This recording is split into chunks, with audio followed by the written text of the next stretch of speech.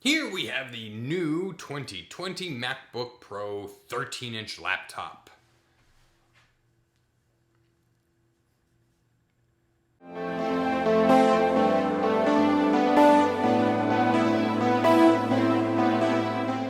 First of all, I love it. Now, I know there are a lot of people that don't care for the MacBook, for Macs in general, much less the 13-inch MacBook Pro. It doesn't have really a powerful graphics card if you wanted to game or do any kind of like massive video editing. A lot of people think that they're overpriced. They don't like the fact that Apple throttles the processors or the thermal, or that these laptops get super fire engine hot when they're under load. So there's a lot of reasons why people may hate the MacBook Pro, but I love it. And I think that it is the best 13-inch laptop that you can buy. And here's why. So even though the MacBook Pro does officially start at $1299, which is a very premium price tag, you do get a very premium product. And sure, Apple may be under a lot of criticism for throttling the thermals as well as the CPU speed when the computer gets hot and under load, but the fact is that most people aren't going to notice the CPU getting throttled. For practical usage, the laptop is very quick, very snappy, and a lot of people aren't going to have any problems with it. I love the aluminum body. It's lightweight, it's hard, like it just feels good and quick. You know what? Let me go get it. Here it is. See, I like the MacBook Pro because it's this metal chassis. I love the space gray that they offer. You can get it either in silver or space gray, and I really like the fact it just sits sexy. Like, don't you just look at it and like, hey, what are you doing? Do you want to go to the bar with me Friday night? Are you busy on Wednesday? How about yes? Oh, how about Thursday at 8? Friday at 8? You're busy all week long? Okay, well, can I text you? Can I have your phone number so I can text you and we can plan for a later time? You don't have a phone number? You lost your phone? So really just, I like the laptop because it feels good. It's thin. I mean, this is like razor thin. You could cut a cake with it. And feels like it can take a beating. They patina well, so even if they get scratched up and dinged up and stuff like that, they still look and function very, very well afterwards. It's made of premium materials, and they just did a great job designing it. It is a minimalist dream. New for this 2020 MacBook Pro 13-inch, they've taken the escape key off of the touch bar, and they've also taken the fingerprint scanner. They've taken the fingerprint scanner and moved that off of it as well. One of the annoyances of the original MacBook Pro 13-inch, well, really any of the new MacBook Pros that had the touch bar enabled, was that the escape button was integrated with the touch bar and that you would always accidentally hit it. A lot of people hated the first generations 1 through 3s of the Butterfly keyboards. I was not in that boat. I thought that the Butterfly keyboard felt pretty good. It was almost mechanical in nature, a lot of tactile response. They had that nice kind of click-clack when you type down on it, but I can understand how people got upset with the Gen 1 and Gen 2s where they were a little less than reliable. Dust got stuck in them and they just sort of stopped working. Dealing with Apple's customer support to try to get a keyboard replacement was a little bit of a bear. But since then, they've made the Gen 3 Butterfly keyboard, which was very good and very reliable, and they've just done away with it altogether in the new MacBook Pro 2020, doing with the Magic keyboard that they introduced on the 16-inch MacBook Pro. And it is awesome.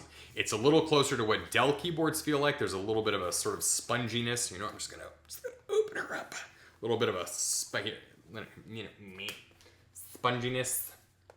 Kind of when I'm not even know why I'm bothering doing that. But there's some sponginess when you kind of click on it, but it's still good tactile. It feels good. You're not going to make a lot of typos. It should be reliable. The new Magic Track or the new Magic Keyboard in these MacBooks are they're awesome. Everything about this right here feels good. It feels premium and it feels just nice. You're excited to type on this thing. Trackpads are second to none. Apple's trackpads are enormous. There's just no other laptop on the market today that has as big or as functional of a trackpad as the Apple MacBook Pro, both the 16 and the 13-inch. And then speaker quality, of course, on the 13-inch MacBook Pro is fantastic as well. It's got a lot of great bass. It's got a lot of nice bass. It's got a lot of good bass. It's got treble and not a lot of distortion when you play it at really, really loud volume. They put the speakers right there on the top of the chassis, so they're in pure optimal kind of listening position. They're just fantastic speakers. Of course, if you don't want speakers, you've got a little headphone jack that you can plug in there too. So, you know, a lot of the, so like we just did a review on the Asus ZenBook, for example. It still has a couple of ports on there that like most people like would probably appreciate, such as the traditional USB. And of course, this might make people angry. The MacBook, and I'm looking up at the monitor here, the MacBook has USB-Cs on this side and USB-Cs on this side. There's not a whole lot of options there, right? People hate dongles, for example. And I get it. I understand why people don't want to use dongles on their laptop, especially if you're traveling with it. It's just one more thing you've got to throw into your travel pouch from Peak Design. I'm not an affiliate of theirs. I don't get any money for that little sponsor drop in. Anyway, it's just one more thing they've got to throw into their little travel bag pouch, whatever it is. And I can see how that's annoying for some people. But I don't know. Less and less am I using USB ports anyway. And adapters, they're $7 on Amazon. People using this laptop, they're probably going to be using like wireless, or they're just not going to be using things that need USB-C anyway. And what's kind of nice is that you can, of course, charge it from all 4 ports on this laptop, whereas a lot of other laptops that have USB-C on it, even if they have multiple, you can only usually charge it from like one of the ports. So even though that makes people angry that it doesn't have traditional USB on it, they did sacrifice, of course, the profile of the computer for those USB-C ports. But hey, at least they gave you 4 of them. Some of the old MacBook Pro 15s from like 10 years ago, they only came with like 2 USB ports on the side, even when they were the traditional ones. That was a pain. You had to get either like a hub, or it was just kind of annoying only having one set of them. So this particular model, this review unit, has 512 gigabyte solid state drive. It's got the i5 processor, and it has 16 gigs of RAM. That is enough horsepower for pretty much anything that you're going to want to do, except from like maybe massive video editing, like basically videos 10 minutes or longer, 4K video editing, and like really heavy gaming. No Mac is really that gaming ready. Either they have really high resolution screens that aren't really gaming friendly, or they just have bad graphics cards. It's one or the other. But this laptop can really just do what most people need it to do. I even like the MacBook Air, but I don't know, if money is no objective, this MacBook Pro is just a great little machine. Battery life on these MacBook Pros are fantastic. I'm getting somewhere around the practical usage, I'm getting somewhere around the 9-hour range, so that's pretty awesome. And of course, let's go over some other features that the MacBook Pro has. It has a built-in webcam, of course, and here is a clip of the webcam quality.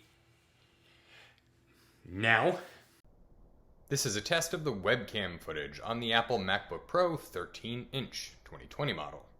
It also has the Touch ID that they've now separated from the rest of the Touch Bar. It has the Touch Bar, which is a little bit of a gimmick still, I think. I'm not a big fan of the Touch Bar. Some people like it, some people hate it, some people just kind of forget it even exists there. But it does have the Touch Bar. So it's got a fingerprint scanner. It does not have Face ID yet. I don't know why Apple refuses to give Face ID in its laptops yet, but they haven't, and so you've got Touch ID, which is still kind of a nicer, still a quick, kind of convenient way to put in your password without actually typing in your password. And then of course it's running Mac OS, which some people really like the way that sort of goes hand in hand with iPad and iPhones, and just they prefer Mac OS to Windows. I'm not going to give an opinion one way or another over the Mac versus Windows argument. That's just going to fuel some flames that we just don't need right now. There's other flames being fueled in the world. So it's really just a matter of opinion, whatever you like best. Both are very good these days. But anyway, I'm a big fan of the new MacBook Pro 13-inch 2020 model. Even though it's not a gaming laptop, doesn't have an amazing graphics card in it, still a fantastic laptop. It's great for productivity use, and anybody that needs to edit small videos, 1080p, this kind of thing, can do just fine with it. The Pro moniker, I'm really sure I don't really know if it's a Pro machine. The 16-inch is probably a Pro computer because it's got that thick old graphics card in there. But they just didn't want to call it a MacBook Air better. Main competitors are going to be the Dell XPS 13-inch. And even though Dell's XPS 13 is phenomenal, the new one is absolutely fantastic. And it really does set the bar and the standard for premium laptops. They have a 13 and a 15-inch one, but it sets the bar for the 13-inch premium laptop category in the PC world. This definitely sets the bar for the 13-inch laptop category in the Mac world. And to be fair, it's really the only premium 13-inch laptop in the Mac world. You do have the MacBook Air, but of course these are going to be a little faster, a little bit stronger. All in all, I really do highly recommend the new MacBook Pro 13-inch. It is a fantastic sort of like little upgrade from the previous generation version of it. And if you're looking for this laptop is for anybody that is looking for a premium travel-friendly laptop that will break the bank. And it's not really for nonprofits. It's probably more for like business people. It's not for gamers, but it is for somebody that's needs something kind of beat up. A student who's got a rich daddy or a rich mommy. It's 2020, and yeah, I don't know if you just want like a nice. And if you just want to brag to people, like, hey, I've got an Apple MacBook Pro, yeah. So anyway, hope you guys enjoyed. Like and subscribe, please. And if you have any questions, feel free to ask us in the comment section, and we'll be back with another video real soon.